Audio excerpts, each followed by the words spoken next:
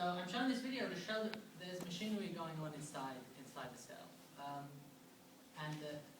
It's all based on the code of DNA that is red, and now RNA which is red, and now it's reading these 3 letters at a time and sticking on. So you see the big transfer molecule is coming in, and just that little piece of red amino acid is going on to make that protein, which you'll see the protein chain growing. So all of this information processing was just to make that red piece of protein which is coming out.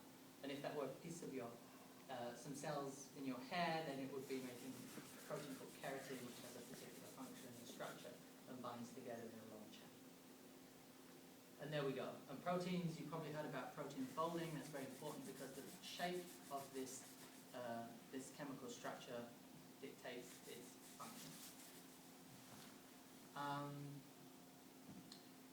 Okay, and then that's going to be released, and off it goes and does its thing. I think this actually is hemoglobin, the molecule. And if you Google on YouTube transcription and translation, then this video will come up. And it's from PBS, called The Secret Life of a Cell. What I'm going to do is keep going, and then for the questions at the end, I can show the video again if people can look at it.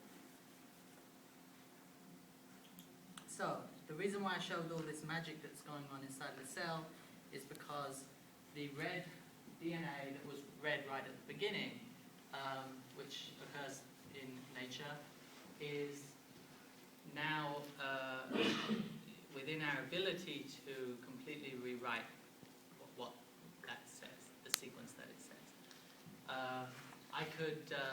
We could call out a random selection of A's, C's, T's, and G's. Tonight, I could type it into my computer.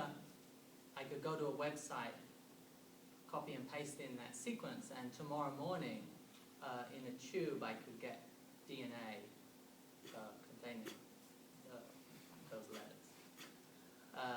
That's been happening for 10 years already, but only very small pieces. And people used to make it in their lab before you send it off to a company. We'll come on to where the difference is in synthetic biology soon. So a very simplified version. You have a cell and you have a genome inside that cell, and you could think about the genome as the operating system for a cell. Traditional genetic engineering, as I said, which was copy and pasting, was taking a gene of interest, such as insulin. Let's say you want to produce, you're diabetic, but you want to produce some insulin. You can't produce insulin, so where do you get insulin from? Well, you used to get it from pigs, kill pigs and bleed insulin from the pigs. Until 1978, when Humulin came along instead of insulin, they took the insulin gene from the human genome, they put it in a bacterial cell, and they just told the bacteria make this protein instead of the one that you normally make. And that's where Humulin came from, and that's one of the first biotech drugs. So genetic engineering made some amazing advances from turning science into products.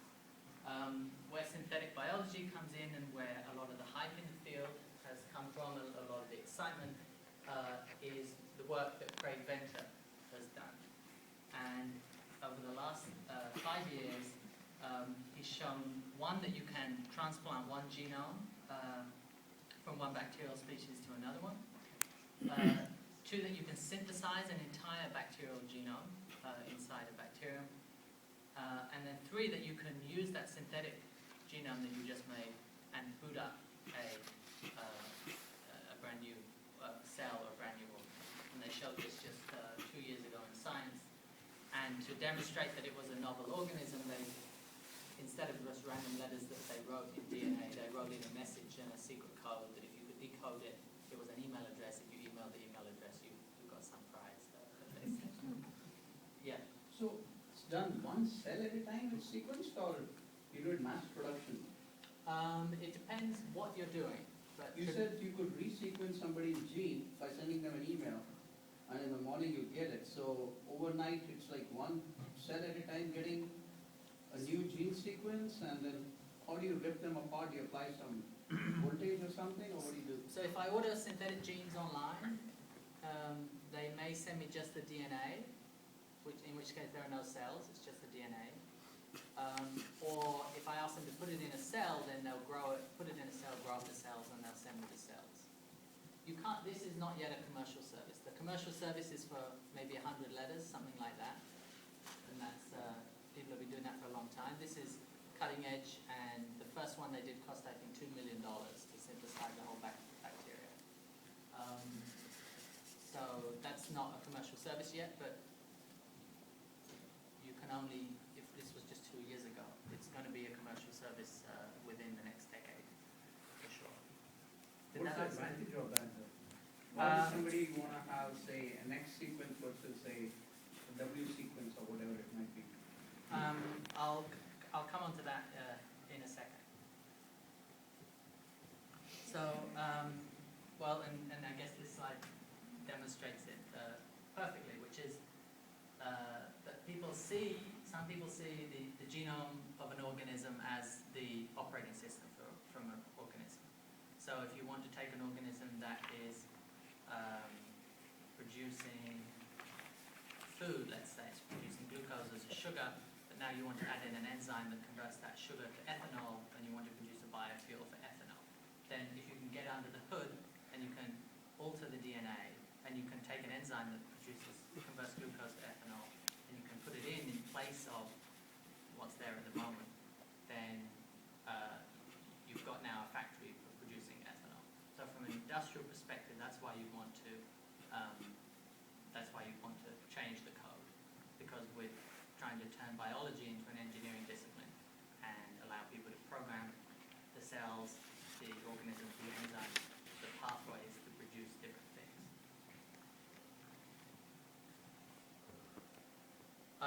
So I think I've already covered this. You've got two different technologies going on. One is the reading of DNA, and the second is the writing of DNA. There's storage in the middle. And the storage is a very interesting problem for computer scientists, because now the problem isn't the reading of the genetic information. And it's not necessarily the storing of it, it's the analysis of it, because we're just reading so much. And storage to some extent. So Tom Knight at MIT has a nice quote, which is that the engineering of biology remains complex because we've never made it simple. And if you look at a biological pathway, it's far from simple, and that's the field of molecular biology or systems biology, trying to understand the interactions of these molecules and these pathways. And 4.6 billion years of evolution has not given us a map that we can follow. But it doesn't mean that we can't create a map that we can follow if we were doing it differently. If you look at these, this is the work of John Koza, who was at Stanford. And he was producing, using genetic algorithms to produce circuit boards for logic gates. And on the left you have a simple logic gate, and he was evolving the circuit computationally on a computer to have the exact same function. So the logic gate in the middle does exactly the same as the logic gate on the left, and the logic gate on the right, increasing in complexity. And his point was that if you allow evolution to act on even the simplest of circuits, it can produce very complicated systems, but the dynamics of the circuit are exactly the same. And so that's going back to Tom Knight's point that biology remains complex because we've never made it simple. Evolution has been acting on it, but actually it may be possible to simplify these systems so they're more human readable. And one thing that Craig Venter says is that over the next 20 years, synthetic genomics is going to become the standard for making everything. This is why he's been working on this project. He's planning to replace the entire petrochemical industry with biological engineering. So what might you produce if you were making engineered organisms? Well, we can just look at the natural world and see what organisms produce at the moment. And here are just some examples using bacteria. This is spirulina, which is a cyanobacterium, and it's a health food supplement. You may have seen it in health food stores. How many people have heard of spirulina before? Okay, it's about 8 or so, so that's interesting. So it's a high protein health food supplement. These are just natural examples. This is natto, which is polyglutamic acid. It's something popular in Japan. And again, it's something that's produced by bacteria. Does anybody know what this is? This is not produced by bacterium naturally, but these are spinnerets from the back of a spider. So this is false color, but the purple strands of spider silk coming out from the spider. There's a company up in San Francisco called Refracted Materials, which came out of UCSF. They've taken the genes for producing the spider silk, they put them into bacteria. Now they have bioreactors in their lab producing the monomers from the spider silk, but without the spider. I think that's a kind of jaw-dropping example of where things could go in the future for synthetic biology and where they are going now. They're funded and they've been in business for a couple of years now, but not producing silk tires yet.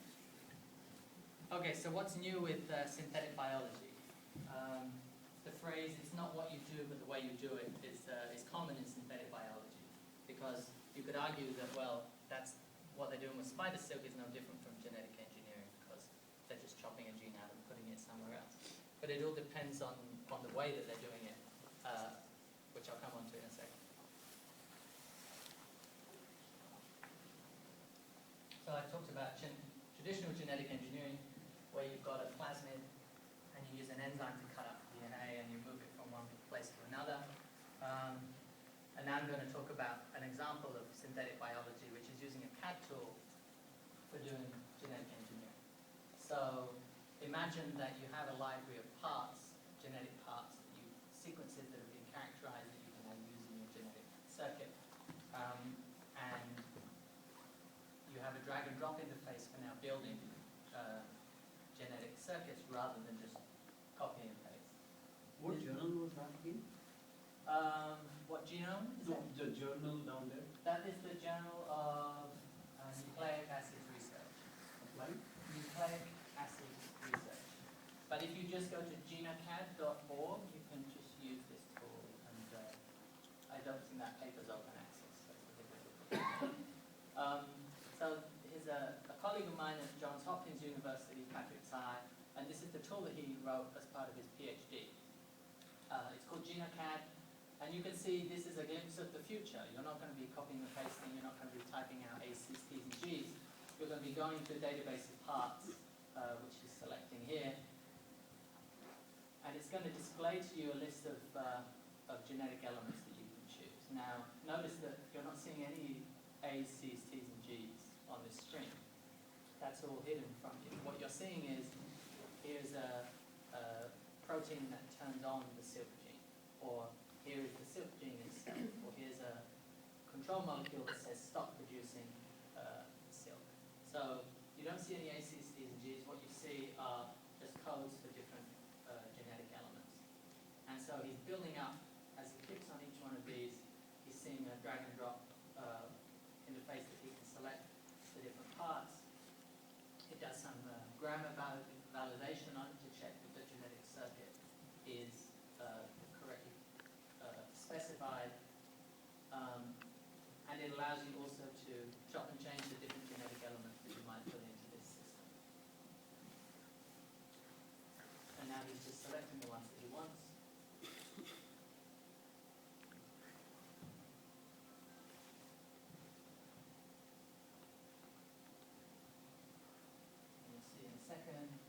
Clicks download, and there's the genetic sequence that is encoded for by the circuit that he just designed. So you can then just paste that into the web form and get your DNA the next day. Yeah. So what does it mean for the sequence to be valid? It's a good question. What does it mean for the sequence to be valid? When I showed you the video of the DNA being read by the molecule that grabbed onto it, how does that molecule know to grab onto the DNA in that particular place compared to anywhere else in the billion letters of the genome? And it knows because there's chemical binding properties of the molecule it's binding and chemical binding properties on the sequence of DNA that match in that particular place. And that's called a promoter, which is one of these parts here. So if you want to express a gene, you need a certain set of things like a promoter to get it to bind in the place. Then you've got a piece of RNA, and then on that RNA you have a start codon and a stop codon. So there are a bunch of certain things that you need. This is just for making the protein. And so this grammar that he's produced here will validate the circuit you've designed. And it, a bit like Office Assistant, I think you're making a protein here. Do you want to put in a start codon, for example? Yeah. Will it tell you its function? Will it tell you its function? This will, because each of the parts is characterized. It'll say this is a start codon, this is a stop codon, this is a silk gene, this is a green fluorescent gene. That's good for basic function. If it's a complex function, like turn on this gene when the temperature reaches above 35 degrees, then that's the grand challenge of synthetic biology, is trying to perform higher order engineering tasks. So that's a really difficult question, and it's very difficult to predict complex function, but that's the goal. So, the fact that you know each of the genes perform a certain function must have come from genome sequencing in the past, Correct. right? Yeah. Now, these genome sequencing are human or non-human or? It could be anything. So there are databases of genes, and you can search by gene name, you can search by function, you can search by organisms. But a function must be a component of the organism. Right? I mean, you can't search for blonde hair in salmon. Blonde hair and In salmon, for example. Or in what? in salmon, the fish. In salmon. Yeah. Blonde hair in salmon. Yeah, it doesn't make sense. So the function of a gene must be a part of the organism rather than, it's not a function by itself. Right. Yeah. Again, if you could predict function from form accurately, if you could take a linear strand of DNA, for a start, it's very difficult to predict the folding pattern and the form it will take. So that's a hot topic. And then even if you can predict the function, the structure, then that's really difficult still to predict the function of that structure. And this is biological science. This is the whole field of molecular biology or systems biology and trying to understand them. So it's a good question, and this is a very simplified version of how you can design organisms, but it's very, very difficult to do it. So here's the chart that I mentioned I'd show. So this is nicknamed Carlson's curve after Moore's law, showing the falling costs and every 18 months halving of the cost of processing power. You can see in the blue the cost of sequencing has been falling rapidly, and you can see in yellow the cost of gene synthesis. That's maybe 3,000 base pairs is a gene, something like that. And in red the cost of oligos, which is maybe 100 letters. So both of them are going down, not as fast yet as DNA sequencing, but with definitely, I know 5 DNA synthesis companies just started up in the last 18 months. So I think this is the next frontier, not just reading DNA, but writing DNA. Okay, so what are we going to write? Harish, how long have I got? Till 8 o'clock. Okay. Yeah. So what are we going to write? How can we turn biology into an engineering discipline? Just a couple of quotes which help us think about what the problem is. This was from Drew Endian, who wrote this in Nature 7 years ago. And he says that in 1978, a couple of authors wrote the discovery of restriction enzymes, molecules that can cut DNA in particular places, are ushering in a new era of synthetic biology. They wrote that in 1978. We're not only existing genes are described and analyzed, but also new gene arrangements can be constructed and evaluated. So people have been thinking about this for a long time.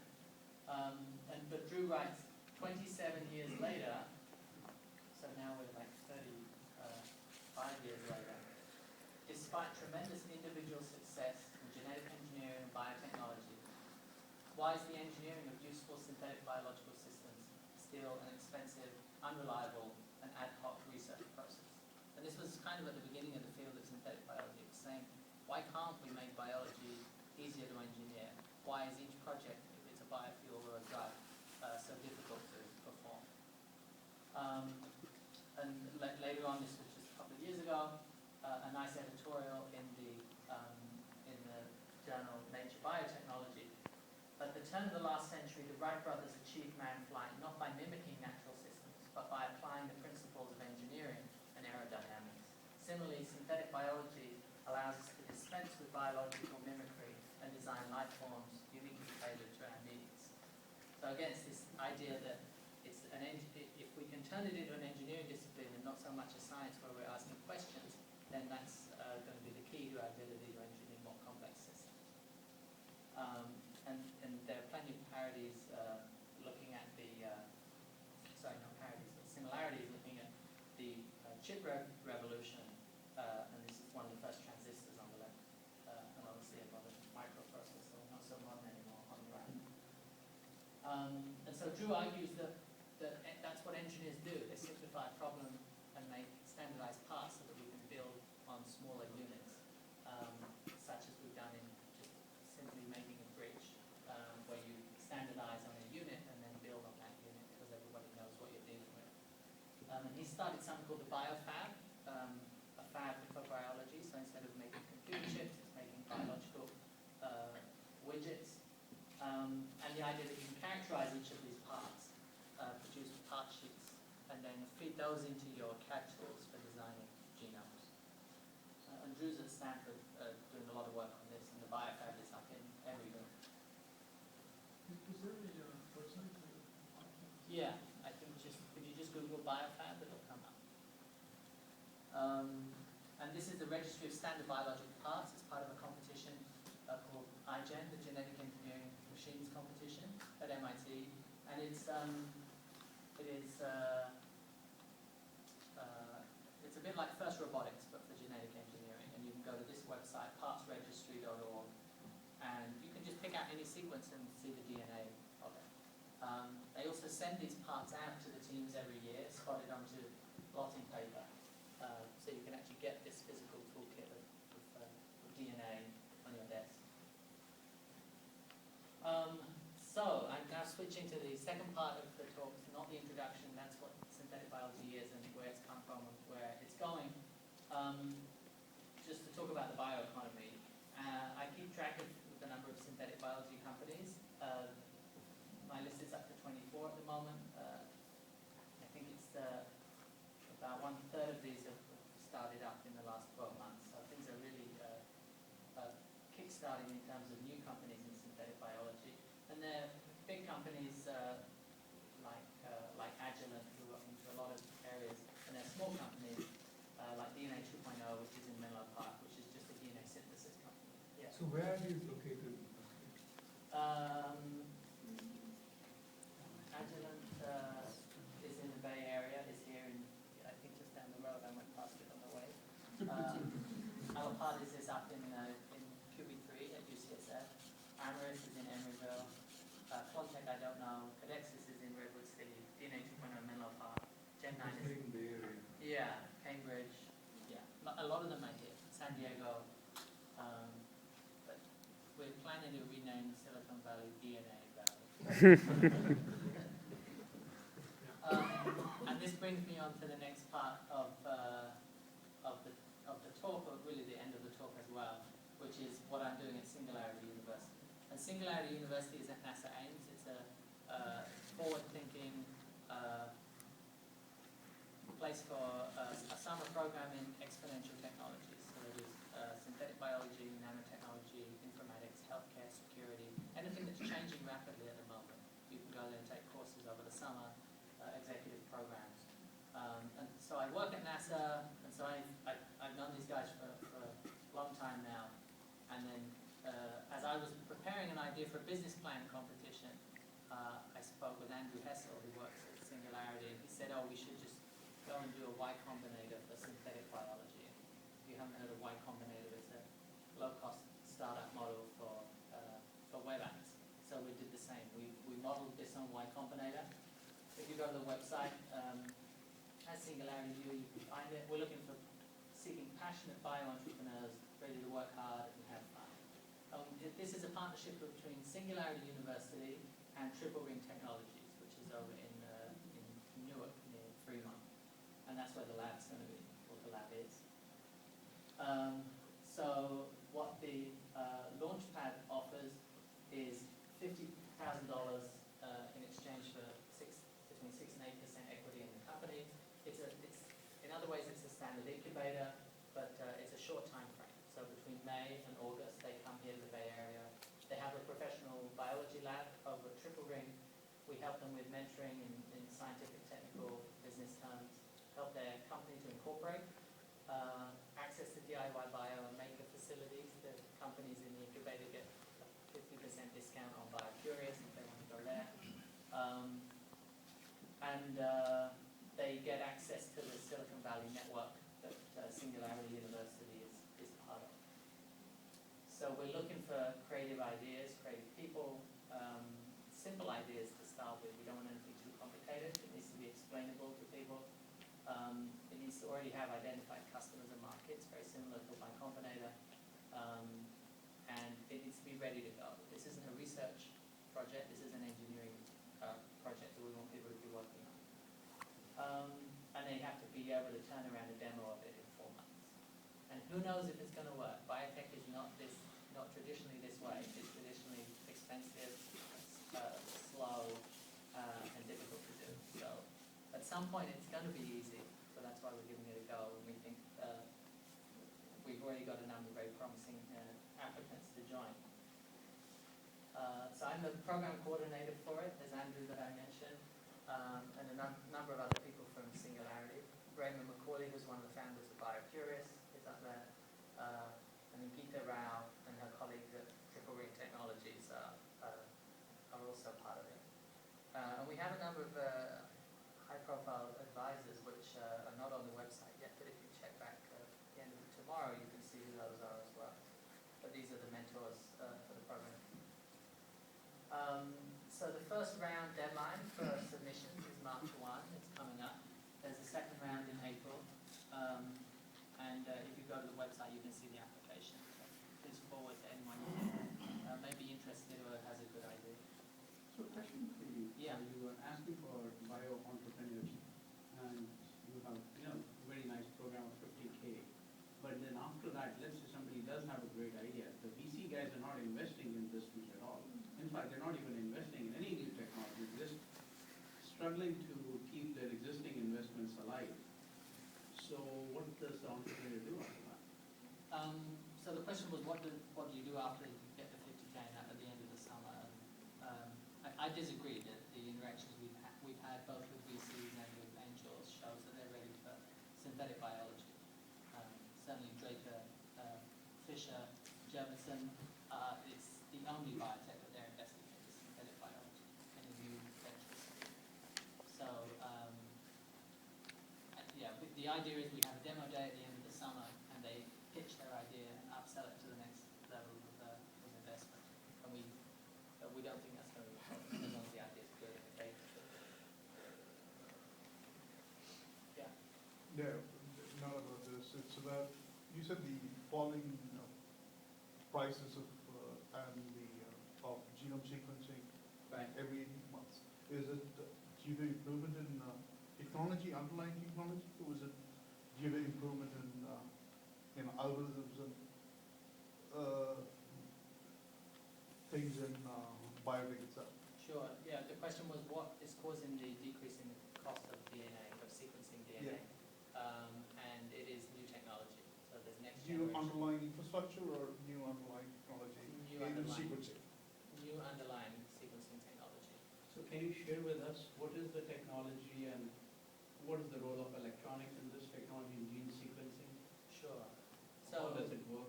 Why did the very first one take 13 years to sequence, and why now you said 1 hour or 1 day or something? right. Yeah, so sequencing began with something called Sanger sequencing, which is where you can just read a single strand of DNA with a single molecule of about 700 A's, T's, or G's. And that was how Sanger sequencing was done. Oh, Pardon? what is it called? Sanger, S-A-N-G-E-R. It was named after Fred Sanger, who won the... So that's visual, or how is that? It's not visual. It's well, yeah. Actually, originally it was a visual way. It would you would be matching base pairs with base pairs that you're trying to read. You would have 4 different colored tags on the base pair, and then as they bind to the piece of DNA that you're trying to read, you could then thread it through a capillary and use a laser to read the different tags that you put on, a different tag for A, a different tag for C, a different tag for G. That's Sanger sequencing. Then you may have heard of shotgun sequencing, which is where one method is if you've got a whole genome, you start at one end and you just keep going around reading bit by bit by bit until you've got to the other end. This is for a bacterial genome. But what Craig Venter promoted was shotgun sequencing, where you just break it all up, sequence it however it comes, and then use a computer algorithm to do the overlaps of the pieces of DNA. And that was one thing that really increased the speed and decreased the cost of sequencing larger genomes was using shotgun sequencing. The thing that's now caused this big decrease in prices was this kind of lip is next-gen sequencing. So probably about, well, it's kind of only recently come in actually next-gen, so it's not really represented that well on the chart. Maybe around 2007, 2008, but it's really only becoming cheap now. And how does that function? Is it electronics or is So- it another laser? So next generation sequencing, there are different technologies for it. One technology uses similar fluorescence, but 454 technology, where you plate out different molecules on a plate, and then as they are read, as the plate is read, different fluorescence is given off from the plate. There are other platform technologies for next-gen sequencing, but I'm not an expert on the different methods.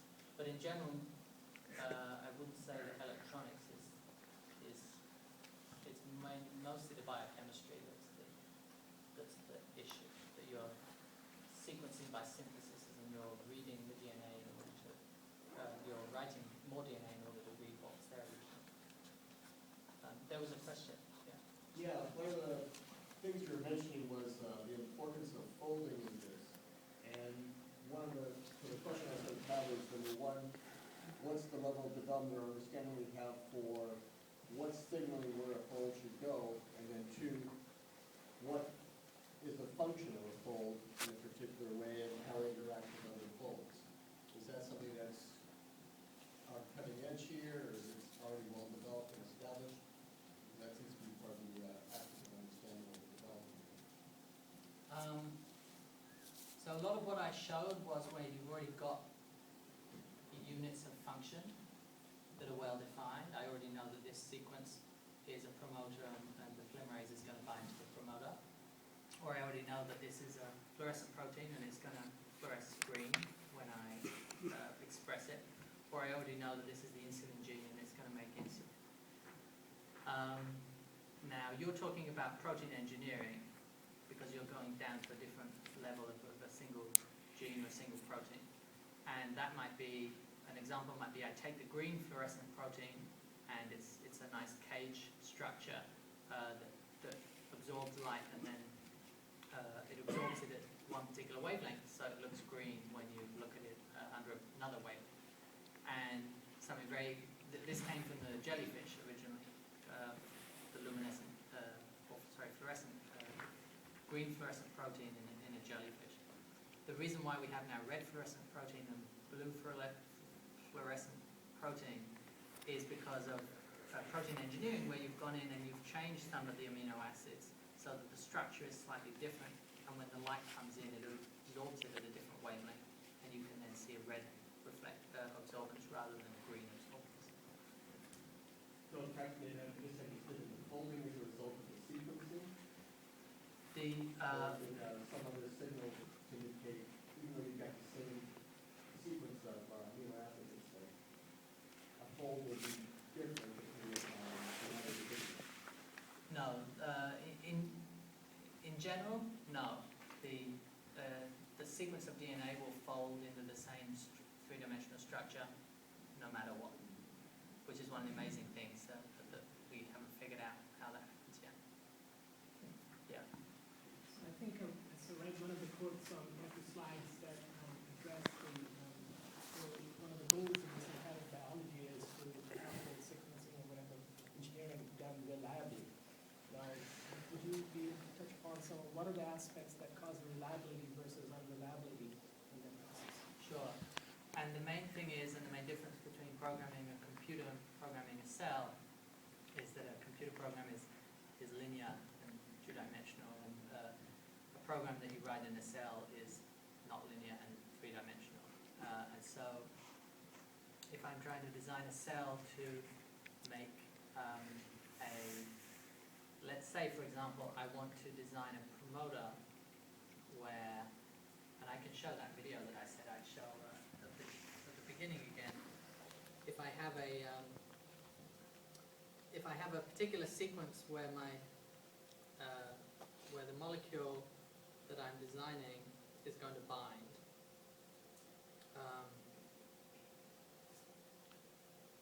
so something caused that molecule, the polymerase that's jiggling around at the top, to bind to the strand of DNA in that particular place. And the thing that did that is because there'll be a sequence on the strand of DNA, maybe it's A, T, G, T, A, and the inverse of that sequence will somehow be, the binding ability will be on that polymerase that's going to bind to the DNA in that particular place. It will be a match. And so you can imagine that you've designed a system, you know that matches really well, and that molecule should bind exactly as you want it to that strand of DNA. And so you put it in, it doesn't work. Well, why doesn't it work?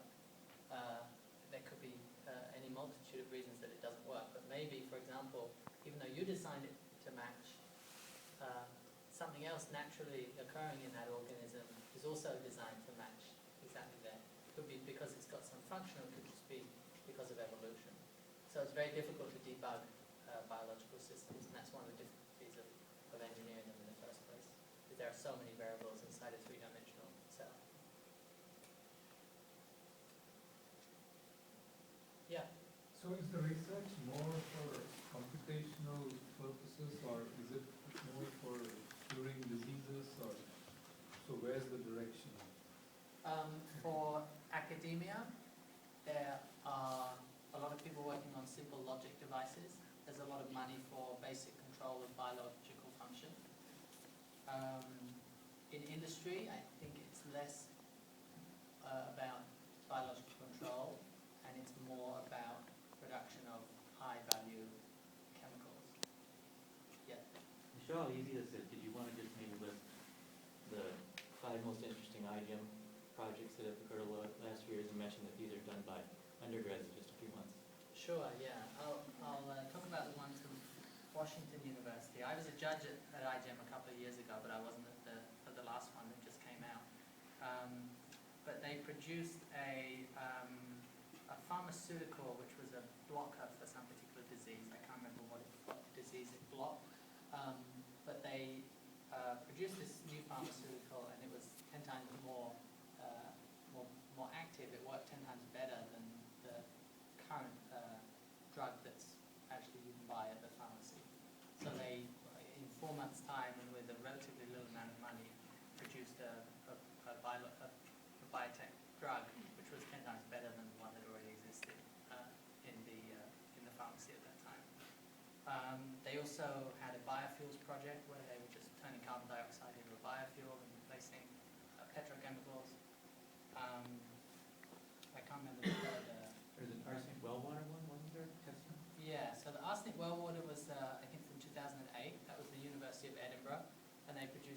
bacterium that could sense the level of arsenic in the water and give off some report. I think it was a fluorescent report of how much arsenic was in there. And this was designed as a low-cost biosensor for testing well water in Bangladesh or other countries where the arsenic level was really high or a problem. And that's what our incubator is going after. Really simple, creative ideas like that that don't need a huge amount of research, but just need a lab and some seed funding to get going.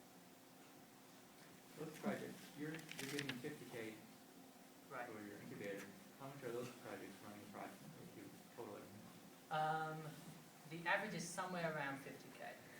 Somebody's done a study showing the distribution of that, and the average is around the ballpark that we're giving. So for a company like HP with a lot of technologies, right? Sure. What is the synergy that you see? You know, we have printers and scanners with the ability even to convert them into micropipettes, right, for automated dispensing, and vast computing power with a lot of servers, right? Right. And what is that kind of collaboration would result in business opportunities? That's a good question. What business opportunities could HP have in synthetic biology? I'm sure in terms of data processing, things like protein folding and trying to predict structure, but there are a lot of people working on that at the moment. I don't think that's a particular advantage that HP would have. Does HP have any biology going? Not exactly, but Right. Right. Sure. Yeah, so I'd say get a wet lab and start doing some biology, because I think the computer power is going to become more and more digitized. So I don't think there's going to be so much so many unique angles in terms of computer power. say one area is that, say for example, a computer manufacturing or a printer manufacturing, right? So it has become cost effective today because of component manufacturing, right? A number of companies are manufacturing components, and it evolved over a period of many years, around last 3 decades. Right. And if you look at biology, which is in the same state where computer industry was around 30 years ago in terms of components and parts. So maybe in the next 30 years, it will evolve into various areas where, like motherboard, CPU, and we can integrate, right? So the parts and component evolution is going to take place gradually, so that integration will be a lot more easier.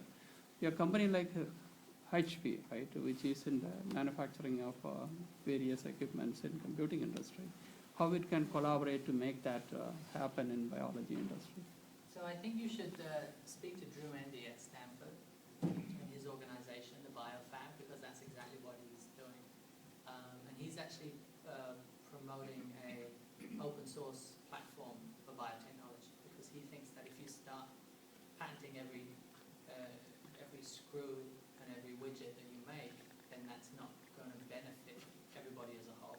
If you can have some common set of parts that are free and open and freely available to anyone, then that's something you can have a foundation to build into industry or biofab.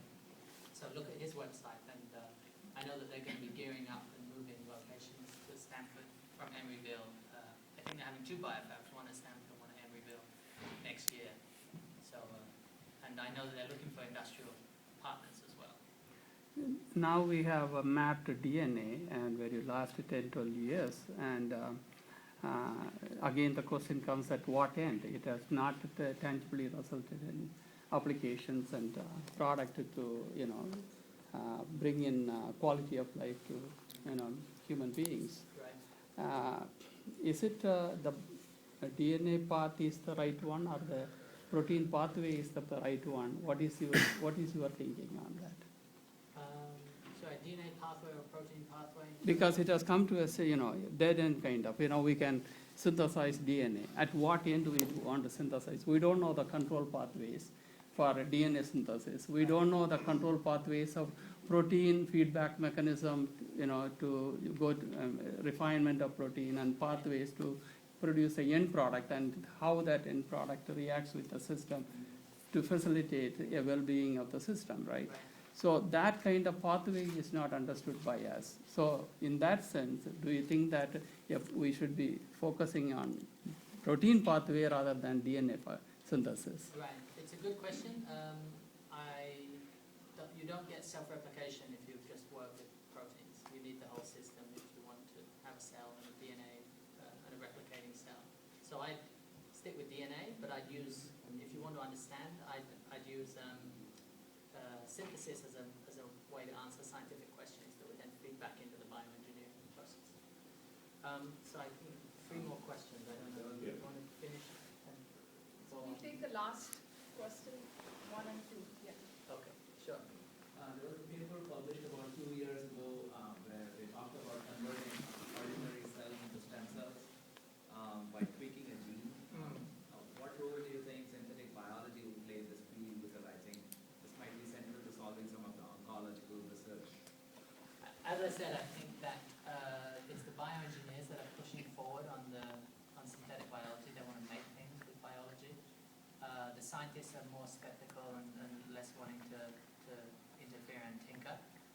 Once the pioneers are pushed through and are making things with synthetic biology, I know for a fact that the scientists are now going to start using synthesis as a tool to understand scientific questions, and that will feed back into the bioengineering process. And you could look at the work of Ron Weiss at MIT, he is working with stem cells for trying to convert them into pancreatic, into islet cells to reimplant them back into patients as, for curing diabetes. So people are, That's the paper. yeah. But again, we don't have the longevity of the islets of long cells, right, in the system. The Right. maximum you get is a few years, right? So then again, you need to go for the second surgery to implant such cells, right? Right. Yeah, I'm not, So that means we have not understood the control mechanism to sustain them. right, I agree. There's a huge amount we still don't know. We're not able to program a bacterium to do what we want, let alone a human cell. Okay, last question. So how much of your work on a day-to-day basis, data crunching versus biology? So now I'm doing project management and NASA. Okay, no, I mean, if you were to be a pure synthetic biologist, how much would be data crunching? I'd say it all depends probably on the phase of the project. There'll be phases where you're just doing data crunching, and phases where you're just doing design, and phases where you're just testing in the lab. So I'd say maybe 30%, probably 50-50 is my guess. So 50 is data crunching, 50 is biology. Yeah, but people specialize in different Yeah. areas, so I was talking specifically about I was. I mean, the last 2 years about 90% in the lab, but that's the life of a PhD student. Okay.